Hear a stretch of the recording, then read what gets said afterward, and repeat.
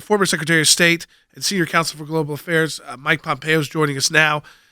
Secretary Pompeo, so we know in March, the UN Human Rights Council, their special rapporteur, is going to present a report. We can imagine already what this report will read like to the Human Rights Council on, quote, whether Israel's conduct of its occupation of the Palestinian territory is in breach of the prohibition against apartheid in international law.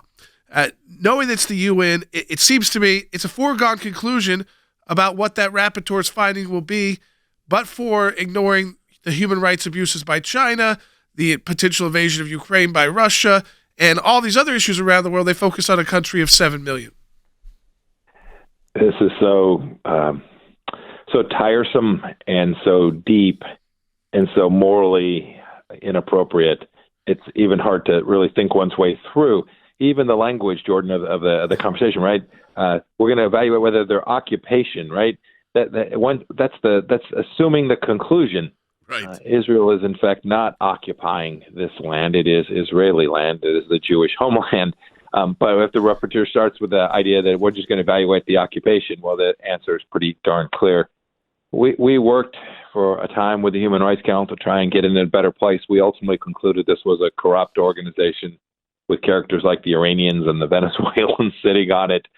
We wanted to be no part of it. So we left it. And the Trump administration, now the Biden administration, has rejoined an institution, the UN Human Rights Council, that is going to declare that one of America's best allies and a nation that the United States has always recognized to be noble and democratic and important to our security interests and our various faiths here in the United States, they're going to deem them apartheid. We know that's not true. It's factually incorrect, but sadly, the UN rapporteur is likely to issue a report saying that. And the Human Rights Council will cheer and give huzzas to that report. Yeah, of course. Mike, this is Jay. We sent in our submission because even though we know the conclusion is the cake's baked already, we know that's going to be the way it is because that's the way it always is with them. We decided that we're going to still get on record what we think both the legal position is under international law, but also what the right position is. But I want to say this. I have never seen, and I've been involved in this for many, many decades, 40 years, the amount of progress that was made in the Middle East by your administration when it came to the introduction and the recognition of the Abraham Accords. And the UN ignores as if that change of relationship hasn't happened. Oh, Jay, we started with the central premise that we were just going to accept things as they were. We weren't going to wish them away. We weren't going to wish that Hamas was going to become a civil organization. We weren't going to wish Fatah was really a democratic government.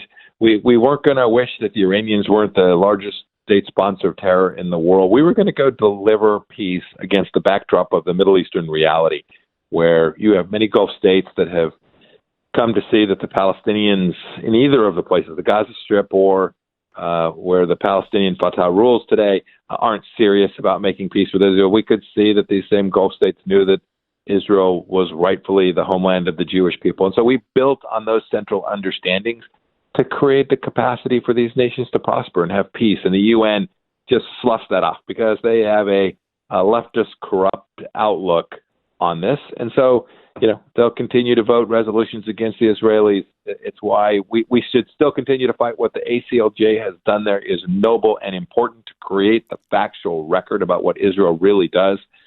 One last thought. I looked up apartheid this morning as I was getting ready to have a conversation with you all in Merriam-Webster.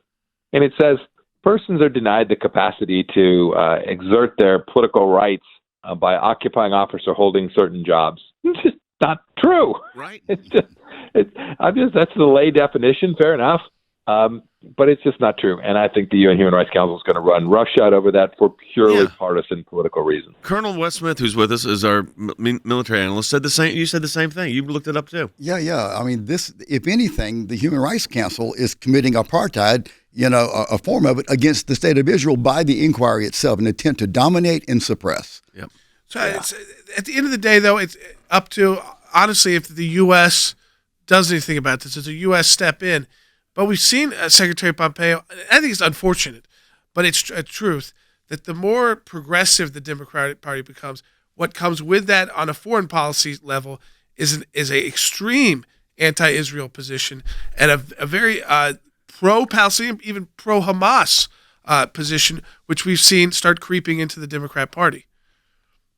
it does easily blend in, and you can see some parts of the Democrat Party have not only become pro-Hamas, they've become deeply anti-Semitic, anti-Zionist, for sure.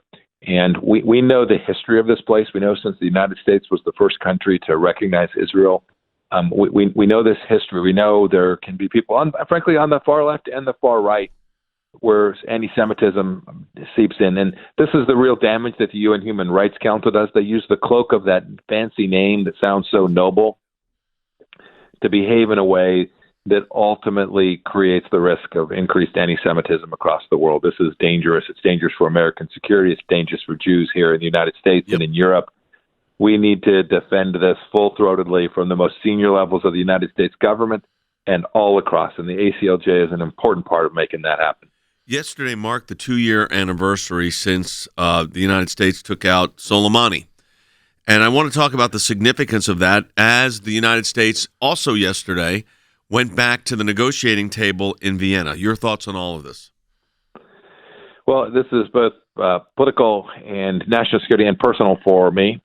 You would have seen, too, when their President Raisi and the Ayatollah both have called for the assassination of me and of President Trump. It's unprecedented. 2 senior former American officials, a nation state with operatives around the world that has conducted assassinations campaign threatening 2 former senior American officials. Look, we made the right decision. We saved American lives by defending America and striking against General Soleimani. I would recommend it to the president again. I'm confident he would make the same decision.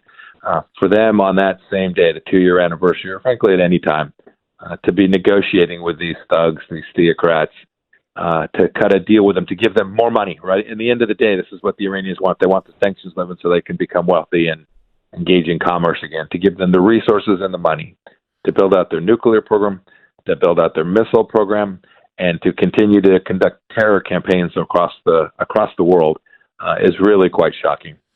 Senior Counsel for Global Affairs, former Secretary of State Mike Pompeo. As always, Secretary, thank you for joining us.